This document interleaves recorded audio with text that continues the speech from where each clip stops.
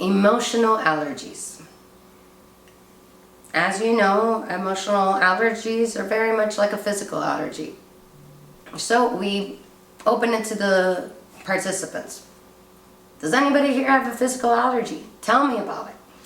You'll hear all types of allergies, whether it's cat allergies, oak allergies, dust allergies.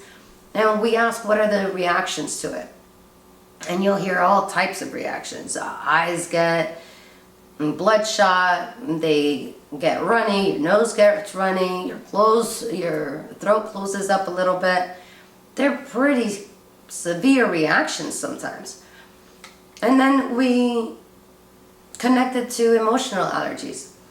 When we feel something that we felt from a long time ago and that's anywhere near feeling that painful feeling again, or hurtful or scary feeling again, whatever intense experiences that was, gets stored in our memory. And the second we feel anything close to it, we have a huge reaction. And it almost doesn't seem to fit in the circumstances. So many times we have so many people with these robust reactions, and we're thinking, oh my goodness, what could be wrong with this person? Why would they react so seriously? The fact is, we don't have all the pieces to the puzzle for everybody. People don't walk around with a billboard to explain to us why their reaction was in this manner. But what's important for us as we're learning to be more emotionally intelligent is to understand that if we really knew all the pieces to that person's puzzle and all the experiences that have occurred, it would probably make sense. So we go through the first emotional allergy example. We go ahead and let somebody read it. And what we're talking about is a child with a dad that poured a drink. Right? So now we're at a holiday and that person pours a drink and there is an emotional reaction that occurs. It's really important that even this example, at the very end, you can see, and you go into a fit of rage, to ask the audience what they think. And many situations, you would think if you saw that at a holiday party, the first thing everybody's thinking is, I'm not going to come back here next year. Nobody wants to be there. Right? It seems like she's really upset and it didn't make sense with the circumstances. So again, always falling back on understanding that when there's a severe reaction to something that doesn't seem to warrant such a great reaction, it's probably an emotional allergy. And like we said, for others looking on, if we knew all the pieces to the puzzle, it would make sense. Sometimes we don't even know all the pieces to the puzzle for ourselves. We didn't know why we reacted so seriously. So as we move forward into exploring the emotional allergies, this is what we're exploring. Why we ourselves reacted so seriously. And when we see it in somebody else, to have the empathy and compassion to want to find out, what are those pieces to the puzzle? Can I be a part of it? Can I help? Can I at least understand? One of the biggest issues is that one person's loop can begin with a triggering event by another person's behavior. Right? So the allergy begins for the person when the spouse has a drink at dinner and all these intense feelings came up. So please make sure that you have somebody read that slide just like any other slide, and you can go ahead and elaborate a little bit. Here's the wife being triggered. You would have somebody read the slide and understand that feelings come to us way faster than we can even think about it, faster than thoughts. So it's that relationship roadmap where we're learning that there's a fork in the road, and at that fork in the road we can take a pause. We can do something that we can't take back.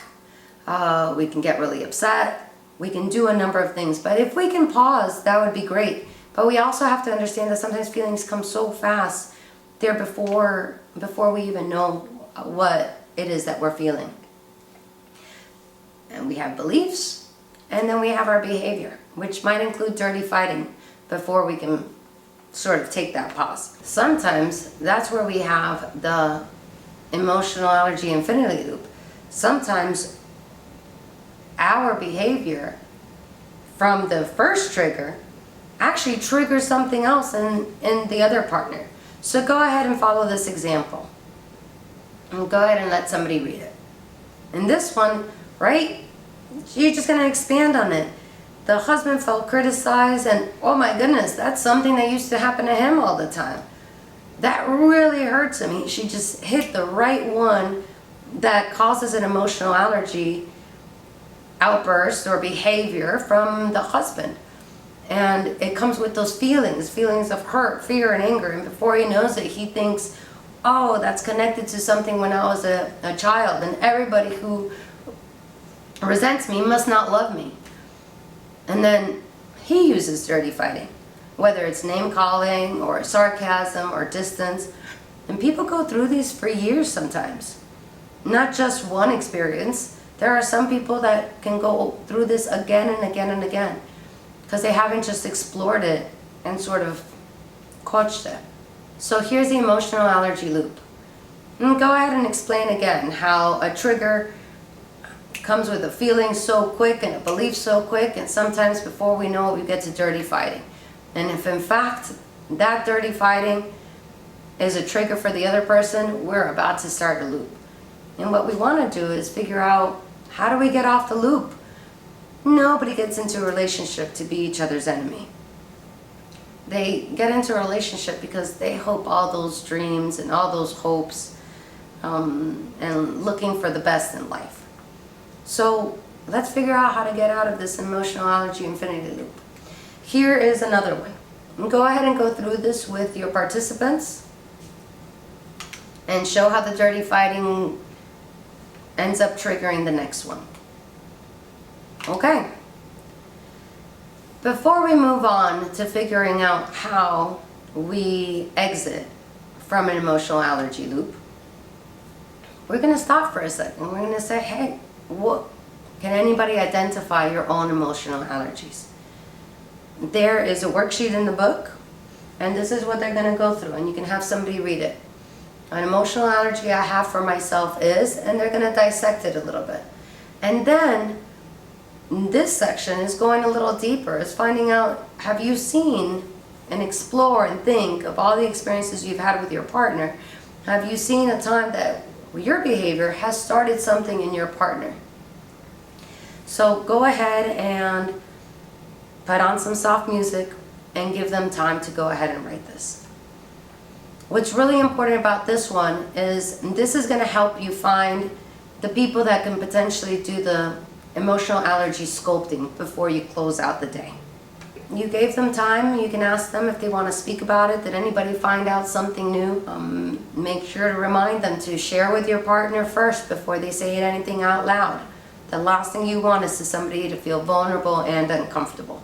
This place needs to be safe, and we can go ahead and be vulnerable and understand that we're all made of different pieces of the puzzle. Okay, we're going to teach them about the confiding and emotional allergy wheel.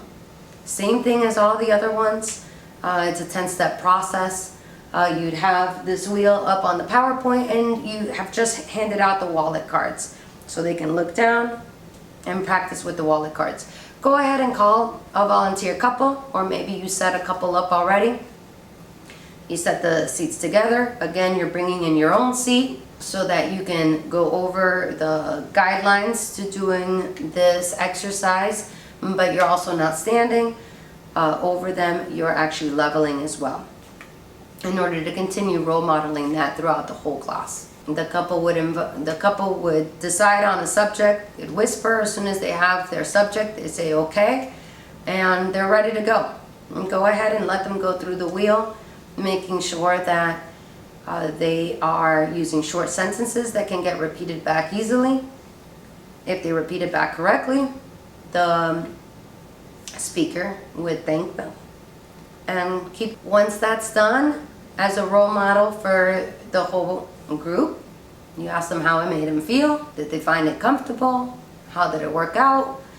And then you go ahead and let the whole room know that they're going to be getting coupled up. Feel free to let them know. Hold hands, look at each other, touch knees. and put on that music. Make sure you have the tissues out and let them enjoy their time to themselves. They're really getting deep at this point. And what's really important is that if they have any questions, somebody can raise their hand and call you over. But they have that privacy to say what it is that they need to say to each other. So you think they're all done and they've switched and taken both turns, and bring them back to the group and ask them how it went. Debrief with them as you do every single exercise, and then move forward to how do we transform this loop. You can have somebody read this slide and really emphasize that this is all about listening with empathy and confiding. All of these steps that we have taken before now are all about being present, giving nonverbal cues so that you can show that you're being active in listening and in being present and understanding, and also showing vulnerability and being able to confide with the other. So it's the first time that they see that confiding to get out of the loop. Here's partner one, confides. So they get a trigger, they get a feeling, a belief, and then instead of acting out, or instead of allowing all those intense feelings to burst forward, they confide. Right? We all have triggers. We all have experiences that we never want to feel again. So this brings us back to that pause and that fork in the road of the relationship roadmap. Do we see the pain side? Do we see the pleasure side? And what do we want? What do we see in the future? And what are we heading toward? And now we're being conscientious about thinking how we feel, catching how we feel before we burst forward with our reactions. And then we can identify, it's like, oh, this is what a trigger feels like. I feel it. This is what I believe. And instead of reacting in a way that causes all types of confusion and distance in a relationship, we're going to try something new. We're going to try to confide. So here's the loop of vulnerability and empathy. If you notice, it actually spells out love, right? Loop of vulnerability and empathy. So now we're going to go through this example. This example is really important. We're going to go ahead and ask somebody to read. After they read, we're going to really focus on the fact that now they've confided. Instead of reacting and truly believing, oh, this person must not love me, this person's acting this way, we're going to stop and we're going to say, you know, I really feel that when you yell at me, it reminds me of a time when my father, caretaker, mother, used to disrespect me.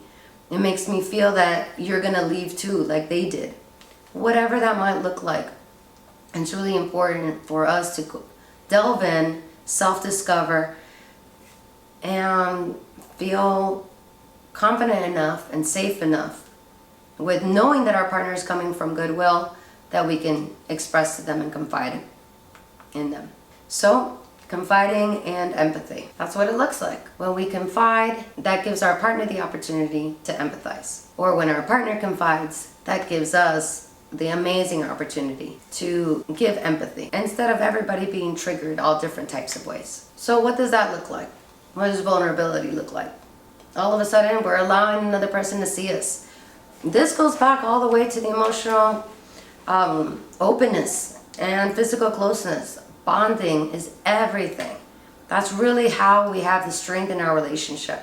That's how we can conquer a number of different challenges. But we have to know that we're here for each other. We're here on behalf of the relationship, for the relationship to win. And we're able to be open to hearing what the other is about. And how do we become that person that gives that safe space for our partners to confide in us? And how do we feel comfortable confiding in others? So it's about taking a risk. Go ahead and expand on the vulnerability, and go ahead and expand on the empathy, right?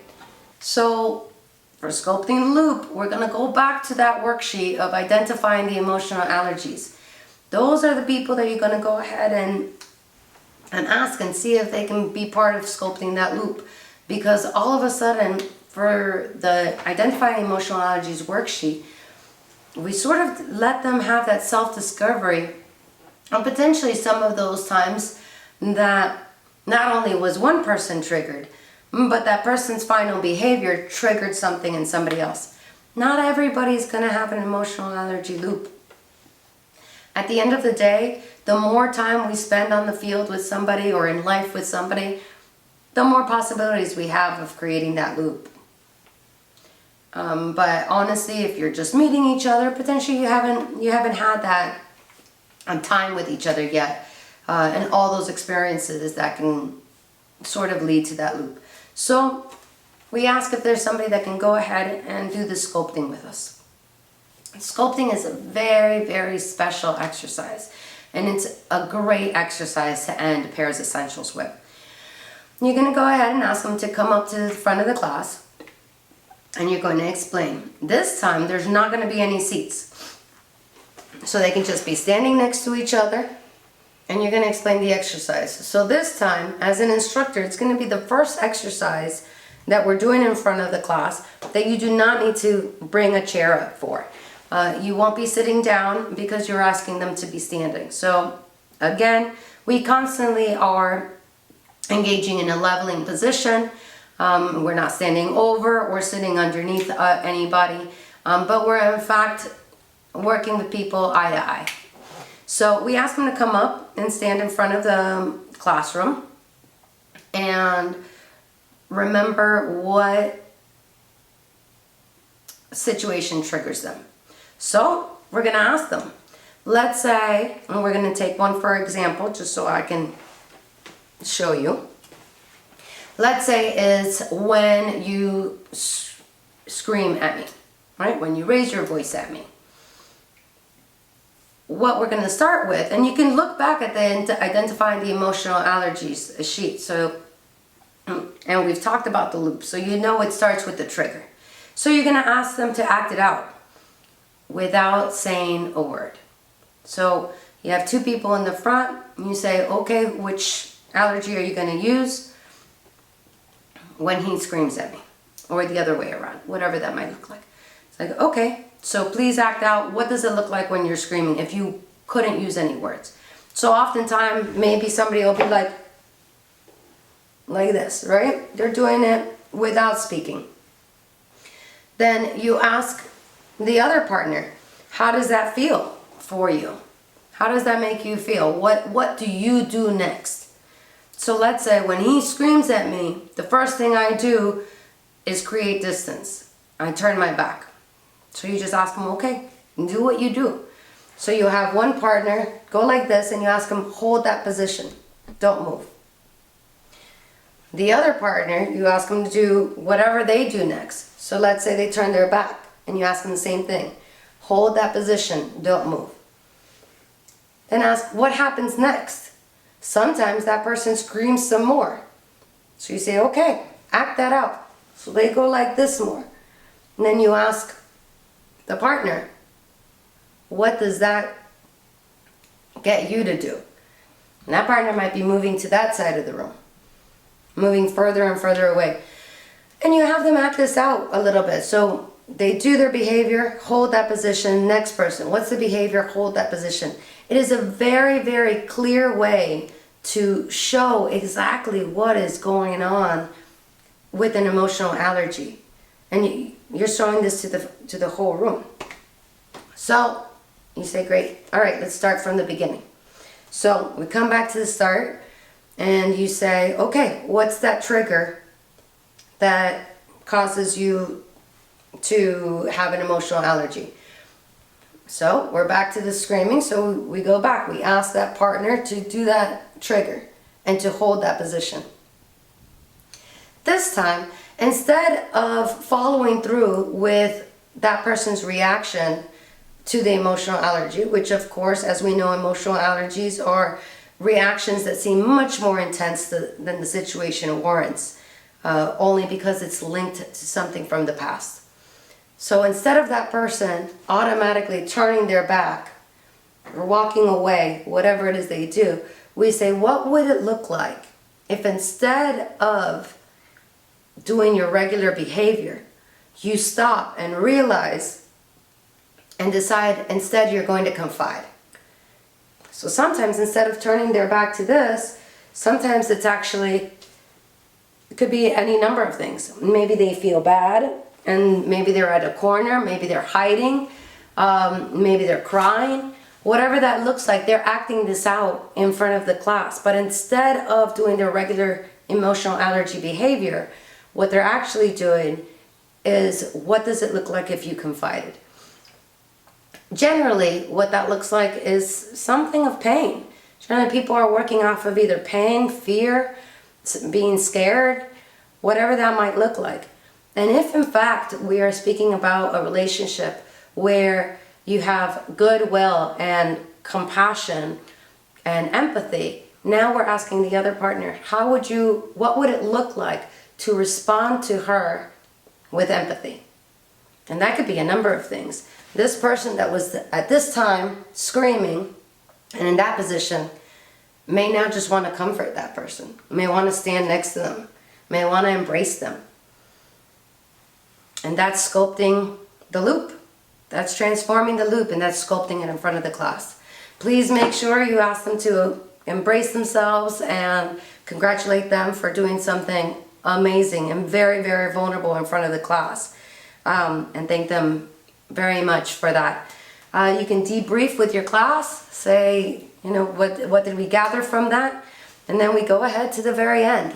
That is transforming the loop, and is one of the most powerful ways to show that to a full class. And they were very, very vulnerable to come up and do that in front of everybody. And that's what it's all about. And go back to vulnerability is taking risks. Is taking a risk to show somebody exactly who you are inside and how you feel, and throwing it out there, and that person having the opportunity to respond with empathy. So that's transforming the loop to love. And the very end, which is just remember, don't be too hard on yourself. These are training wheels. Sometimes you move forward, sometimes you move back. But now we know it's just all a matter of practice. So take out those wallet cards when you can, and get yourself on a structured process so we don't say anything that we can't take back. Not saying that we can do that all the time. Remembering that if we do withdraw from the love bank sometimes, making sure that we want to be a part of those feelings of love for our partner. We want to make sure that we're doing these deposits. And so have somebody read this out loud. Please, changing your behavior involves deciding to change and deciding to be a part of, be willing to change. And don't give up, whatever you do. The idea here is to learn these skills, pull out the skills when you can use them, and try to make all your dreams come true, because it's a lot harder with no instructions, where every mechanical function has a whole instruction book, or every job has guidelines. Why should we wing the most important thing in our lives? So again, we're back to the bicycle. It's just all about new habits. It doesn't mean we're going to be looking at these cards for the rest of our lives and doing it one by one, but it means that we're learning to slow down, we're learning to self-investigate, and we're learning to have shared meaning, speak, be present, confide, and get to all our dreams. So that's pairs in a nutshell. Let me go ahead and wrap up the section. Section wrap up.